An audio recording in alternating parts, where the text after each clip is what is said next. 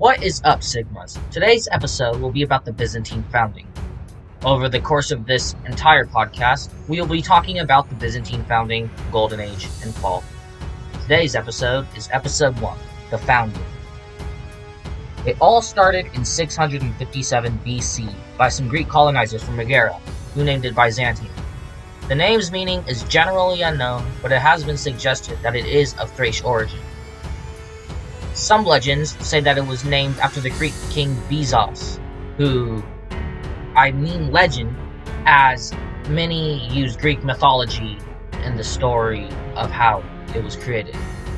It is located at a very strategic point on the Strait of Bosphorus, a point of water that separates European Turkey from the Asian part, or, at this time, known as Anatolia, or Asia Minor.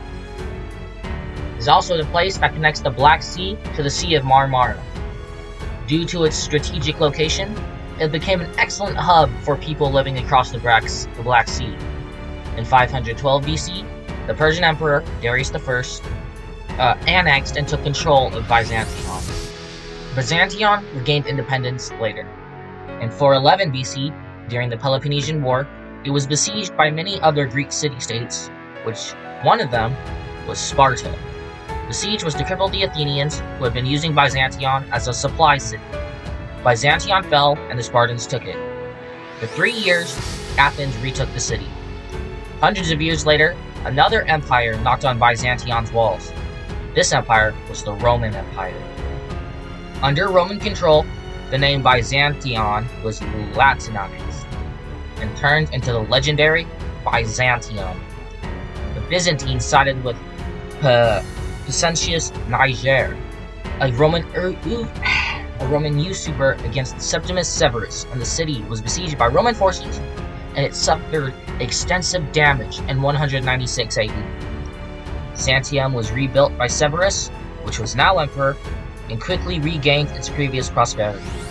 It was bound to Perinthus during the period of Severus's rule.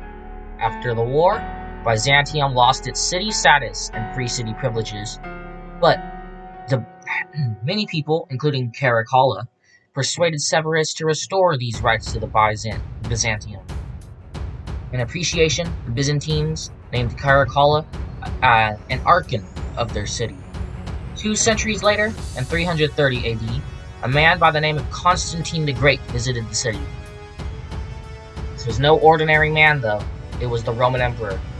Constantine was visiting Byzantium for a very historic reason. He was going to change the capital from Rome to Byzantium. Some say that Constantine the Great traced the new borders of their city and declared it the capital. He renamed it from Byzantium to Constantinople, which loosely translates to the city of Constantine. However, getting people to move from Rome, a city in the western half of the empire, to the new, relatively not built city in the eastern half was highly problematic. Another problem was that even though the city was mostly surrounded by water, the Bosphorus Strait, the Aegean Sea, Black Sea, and the Sea of Marmara, it was surrounded by all that water, but none of it was drinkable. The Romans looked for an answer. Then they came up with one. They were going to build an aqueduct, just as their ancient ancestors did. It would be one that would bring fresh drinking water from Thrace to the new capital. It was a massive construction process. The ancient Roman constructors used to write pagan symbols into their buildings like aqueducts. However, the Romans of this time period engraved Christian symbols instead. Christianity was outlawed in the Roman Empire until Constantine the Great converted. After 28 years of construction, the aqueduct, finished during the time of the Roman Emperor Valens, was named after him. The total length of the aqueduct was 426 kilometers. Rome, after the move to the capital, Rome was left as a kind of thing of the past. Rome was still considered the eternal city, and people still considered themselves Romans. Due to this, Emperor Diocletian had the brilliant idea to split the empire in two, with himself leading the eastern portion in Constantinople, and Maximus leading the western portion.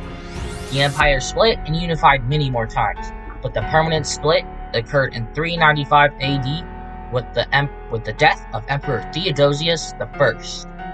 Through the years 408 to 413, the mighty Theodosian walls were built, and because of this, Constantinople was known as the impenetrable city. In 476, Rome was taken and sacked by the Visigoths, a Germanic tribe. The western half of the Roman Empire collapsed, but the eastern half survived. Now, the Mediterranean had the likes of the Ostrogoths, the Goths, the Vandals,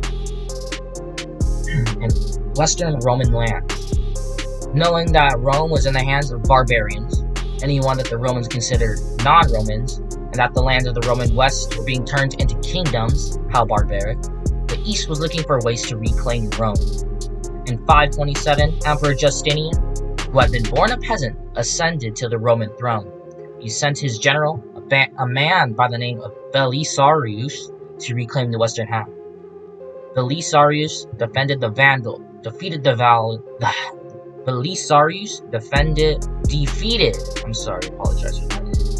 Vandals in North Africa. Subsequently, Belisarius, General Narses, and other generals conquered the Ostrogothic kingdom, restoring Dalmatia, Sicily, Italy, and Rome to their empire after more than half a century of rule by the Ostrogoths. This led to the Byzantine Golden Age. A note. They did not consider themselves Byzantine. They thought that was blasphemous. They considered themselves Romans through and through. The reason they were called Byzantine was because future historians, from 1500s to now, needed a way to distinguish them from the previous complete Roman Empire. And because the people in the Roman Empire, which the western part of the Roman Empire, mainly the Papal States, considered themselves Rome themselves since they had Rome, but the Byzantines considered themselves Romans because they were the continued surviving part. And that is all for today. Thank you, Sigmas, for tuning in to this Skibbity podcast.